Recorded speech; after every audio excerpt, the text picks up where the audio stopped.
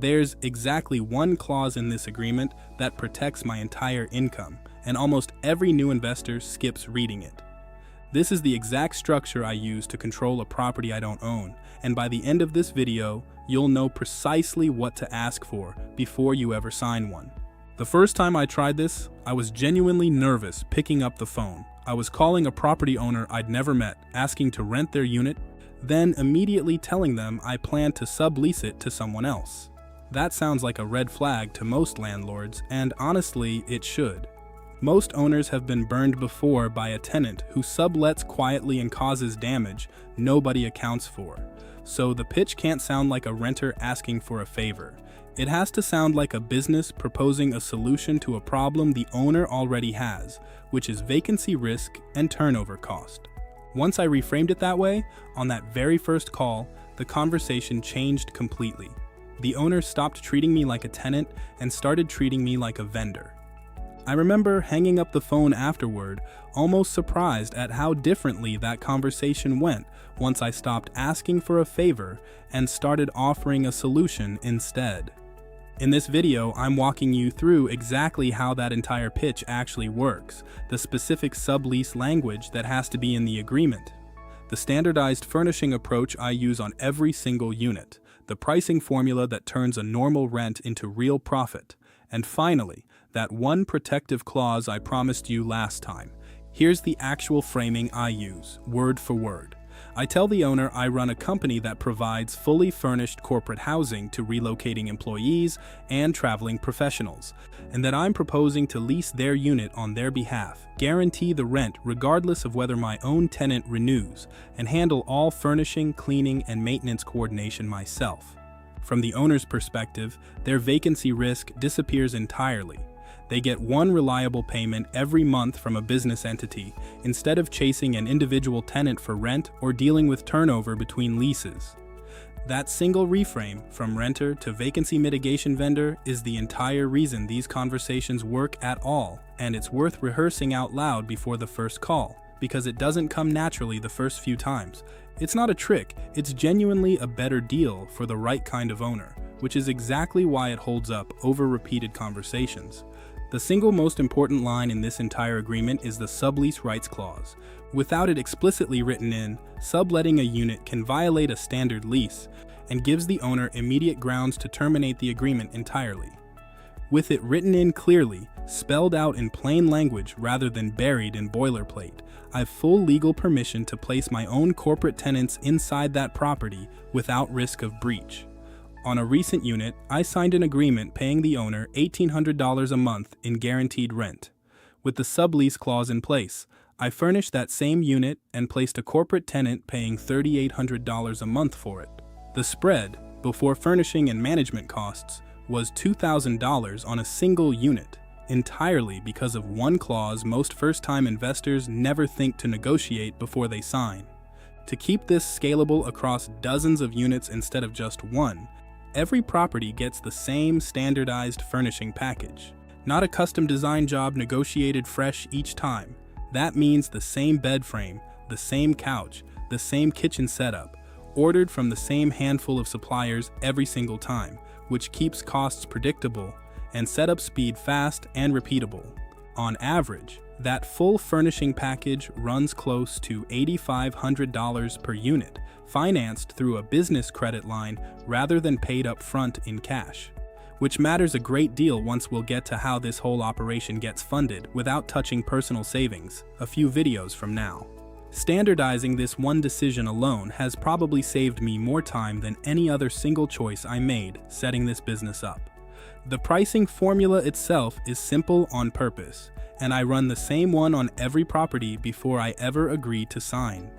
I take the standard unfurnished market rent for that unit, and I price the furnished corporate placement at roughly 2 to 3 times that number, adjusted slightly depending on the market and how much furnished housing competition already exists there.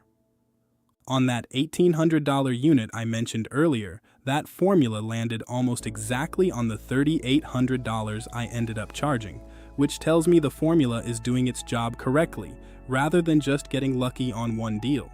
It's not a guess every time, It's not something I negotiate emotionally in the moment, and it's not something I quietly bend just because I'm excited about a particular property. It's a repeatable calculation, and if a specific property can't clear that formula with real margin left over, I walk away from it entirely, rather than force a deal that won't actually work. Before I ever pick up the phone, I screen properties against a short list of criteria because not every unit's worth this level of effort. Here's the clause I promised you last time. Every single agreement I sign includes a minimum 90-day written notice requirement before the owner can terminate, for any reason other than non-payment. And I could be left holding an $8,500 furnishing investment with almost no runway to recover any of it.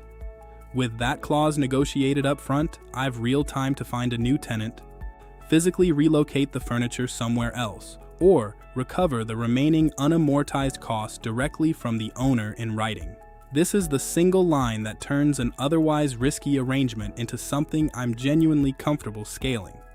Before I ever pick up the phone, I screen properties against a short list of criteria because not every unit's worth this level of effort. I look for an owner who's already had at least one vacancy stretch longer than 30 days in the past year, since that means vacancy risks a real, felt pain for them, not a hypothetical. I look for a unit already in genuinely reasonable condition. And I look for owners who manage their own property directly, rather than through a large management company, because individual owners can approve an unusual arrangement far faster. One rejection in particular stuck with me. An owner initially seemed interested, right up until I mentioned the word sublease directly. His entire tone shifted, and he politely ended the call a few minutes later. Looking back, I made the mistake of leading with the mechanism instead of the outcome. Now I lead every single conversation with the guaranteed rent and reduced vacancy risk first. And I only get into the specific sublease language once the owner's already agreed the outcome sounds appealing. Small changes in the order you say things can completely change how a pitch lands. I want to be honest about how often this pitch actually fails, because it does fail often. Out of every 10 property owners I approach with this exact proposal, roughly 6 or 7 say no outright, usually because they're uncomfortable with any kind of subletting arrangement at all. This is not a pitch with a high close rate, and I don't want to pretend otherwise just to make the model sound easier than it's. It works when it works, because the units that do say yes turn out genuinely profitable. Anyone trying this should expect rejection to be the normal outcome and build their pipeline volume around that reality. If you put the screening criteria and the rejection rate together, here's the honest funnel. Out of roughly 20 properties that pass my initial screening, I typically make contact with the owner on all 20, get a genuinely interested response from about 6 or 7, and typically end up with a fully signed, workable agreement on maybe 2 or 3 of those in total. That means signing one solid, workable unit usually requires screening and personally approaching somewhere close to 10 separate properties from start to finish.